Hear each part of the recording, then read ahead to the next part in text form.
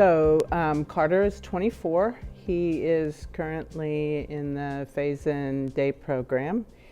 Carter has been with Phase-In since he was 4. He was blessed to be one of the first 4 when Phase-In started a long time ago. So Carter is significantly affected by autism. He has pretty intense self-injurious behavior. He also is aggressive at times. And that presents a lot of challenges. And I think that, the thought is, don't we want to just feel good about autism, and folks who go to law school and folks who go on to medical school, and we feel so good about that. But Carter is part of the lesser talked about group of folks who have a lot of challenges.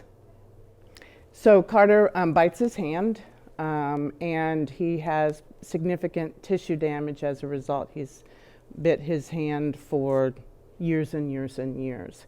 It has been studied just extensively, but it serves a lot of purposes, both good and bad. He also bangs his head, sometimes to the point of ripping the skin, and he is also aggressive. Sometimes we can kind of predict when that happens. Other times we can't. Like, for instance, Carter and I took a walk the other day. Everything was great. He was happy. And then all of a sudden he wasn't. And he attacked me right in the middle of the road. And thankfully I was able to, do what I needed to do to keep him safe and keep myself safe. But that's not uncommon. That happens often. So I don't really know where Carter would be if it wasn't for Phase-In. Carter has extensive challenges that, posed significant barriers in the public school. I asked for training in the school system, and they just weren't able to provide for his needs, the level of his impairment. So my gratitude for Phase-In has been the length of Carter's life.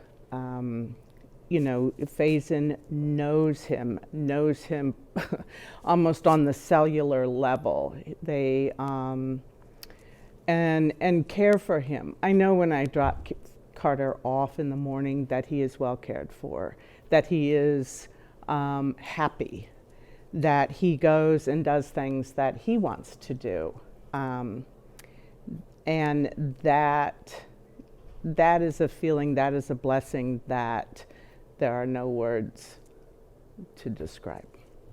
When he was in the public school, he threw a wooden puzzle at the aide and knocked her 2 front teeth out. When he was in Phase-In, I know that he has attacked more than one aide, some requiring, I think one of them required stitches. It is heartbreaking to me because for someone out on the outside to hear that, oh my gosh, he's violent, what's wrong with him? And that is part of his disorder. It's not that Carter is, lashing out and being, mean and nasty. It is Carter has significant impairment and a difficulty expressing when he's frustrated, when he's angry, when he needs some space.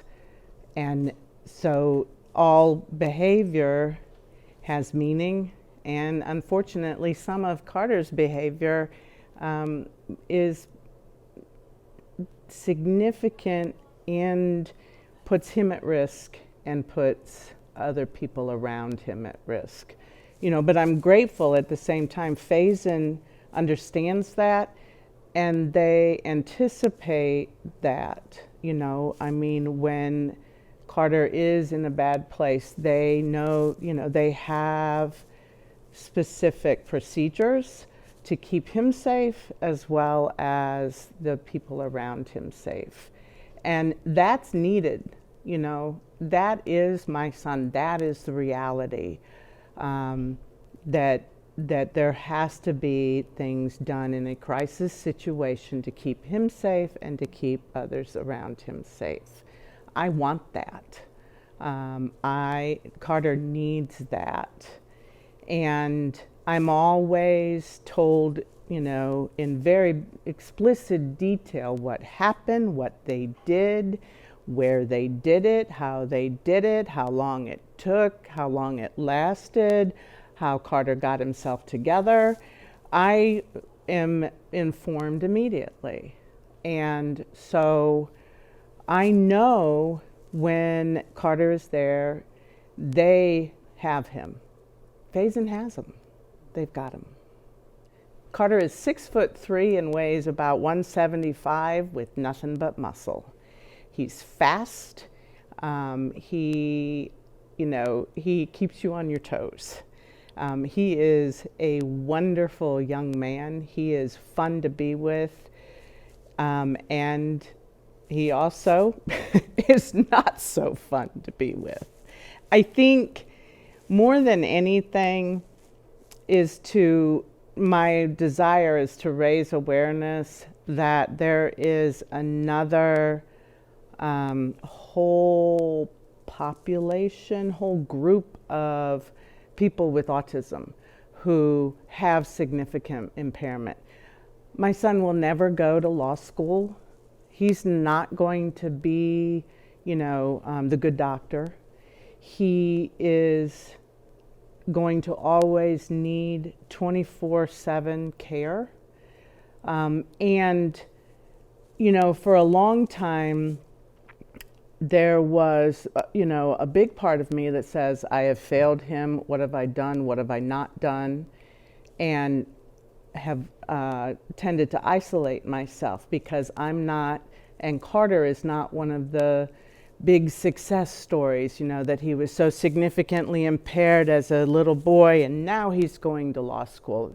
That's not his story. That does not mean he doesn't contribute significantly to our society. It's just in different ways. And I just wish that our community just is aware of that and embraces not only the really exciting success stories of people going, off and doing amazing things, but also the folks who contribute in their small, quiet little ways. And embrace the families who, you have no idea what goes on behind closed doors.